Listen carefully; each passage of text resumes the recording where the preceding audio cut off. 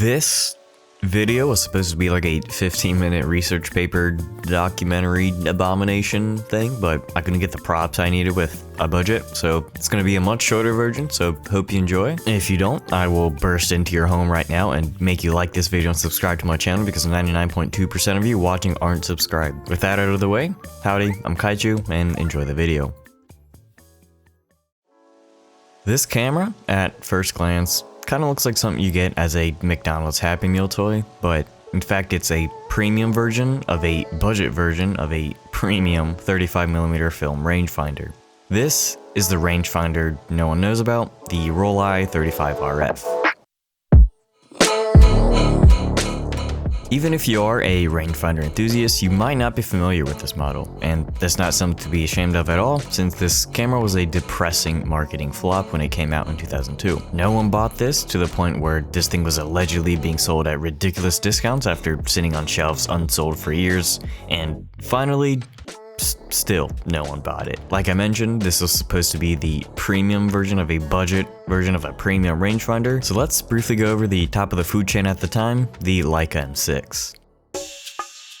If you're into cameras at all, you've at least heard of the name Leica before, and are aware that they're the camera brand with one of the highest price to volume ratios in existence. From 1984 to 2002, Leica's flagship 35mm M-mount rangefinder was the M6 and M6 TTL. New, this fully mechanical camera costs starting anywhere from $1,600 to $2,800 US. Over the years of its release, around $5,000 to $5,500 adjusted to inflation in 2024, which is still stupid expensive even to today's standards. The Leicas are all hand-built masterpieces that were made to last forever with premium materials, hence why they're still going for over $2,000 secondhand today. But what if you didn't have that kind of disposable income?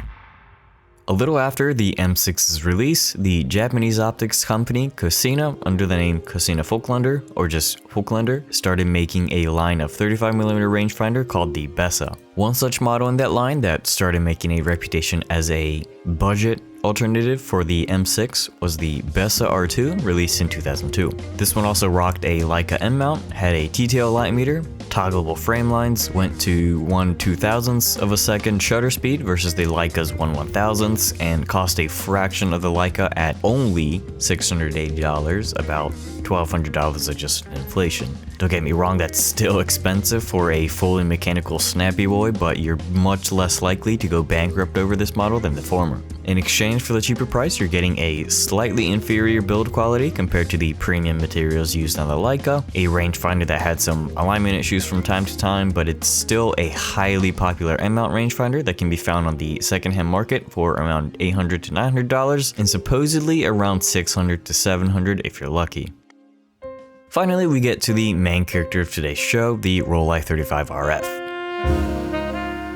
Some Rollei enthusiasts may recognize that the Rollei 35 is a thing that already exists and is actually a completely different camera, despite the names being almost identical. The Rollei 35 was a tiny, adorable rangefinder style camera that was introduced all the way back in 1966, completely different than the 35RF we're talking about in this video. The similar names, though, add to the hilarity of how badly this camera flopped, considering the original was a huge success. Anyway, in 2002, Rollei, another optics company who also had owned Voigtlander at one point, wanted a Bessa of their own, so they asked Cosina to make the R2, but better. Thus, the 35RF was created as an upgrade to the R2. No one bought this upgrade, both literally and figuratively. The mechanics were identical to the Bessa, the material and body were unchanged but was painted in a goldish silver, and had a more robust soft rubber grip that looks like it came from a Lego set. The only difference in the function were the frame lines changed from 75, 35 and 90 and 50mm on the Bessa R2 to 80, 40 and 50mm, coincidentally matching the focal lengths of the lenses Cosina released simultaneously with the Rollei. Although I couldn't find an exact price at the time of its release, it apparently had a significant price discrepancy compared to the R2, while being essentially an identical camera, making it an unpopular option of the two. Discussions on forums a few years later suggest that there have been significant discounts and bundle deals from sellers like B&H to better compete with the Bessa, since no one was buying the former. Today, secondhand prices are a couple $100 cheaper than the R2, being around $600 to $800.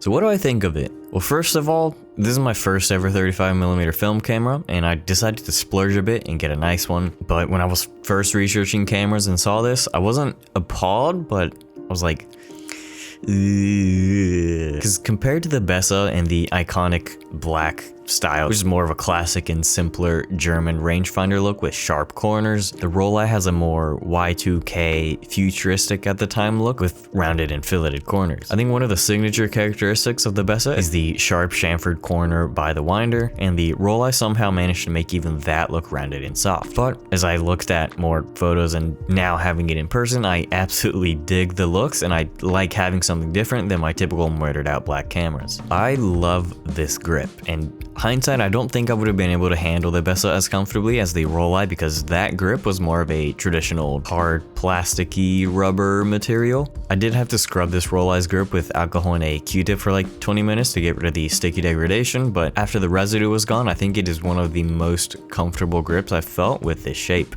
This being my first 35mm film camera, it's also my first rangefinder. I understood the concept of focusing one before, but obviously never had a chance to try before. The viewfinder rangefinder on this one's very bright, and the frame lines perfectly match the lens I got, the Voigtlander Classic SC Nocton 40mm f1.4. What a mouthful. Anyway, like I mentioned, some Bessas had alignment issues with the rangefinder, and this one does unfortunately have a bit of vertical misalignment, but the horizontal axis is absolutely usable. But every shot so far and good lighting has been perfectly in focus. The only battery powered component of this camera is the TTL light meter, and luckily it runs on two very common and modern LR44s. It toggles on with a half press of the shutter, but it doesn't turn off until you take a shot, which is a bit annoying as it drains the tiny batteries. I'm not sure if it's just the film stock or the scan, but I've noticed the meter tends to overexpose a little bit as well, so I might experiment with underexposing by like a half stop in my next roll. I really like that this camera is about the same weight and size as my daily driver, the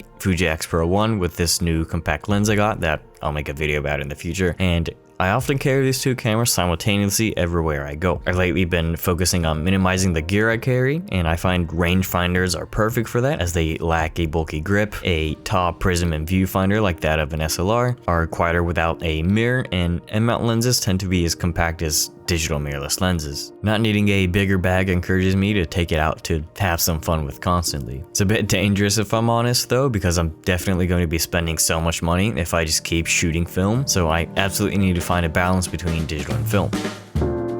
If you shot film at all, you're well aware that unless there's some mechanical defect, the camera itself doesn't affect image quality or the look of a photo. That's all determined by the lens, the film stock, and the skills of the photographer. But a body can still affect the way you take photos, like how easy it is to focus or meter light, how comfortable it is to hold, or how compact it is so you take it with you in the first place. If you aren't happy with or enjoying the experience of using your camera, you won't be happy with the photos either.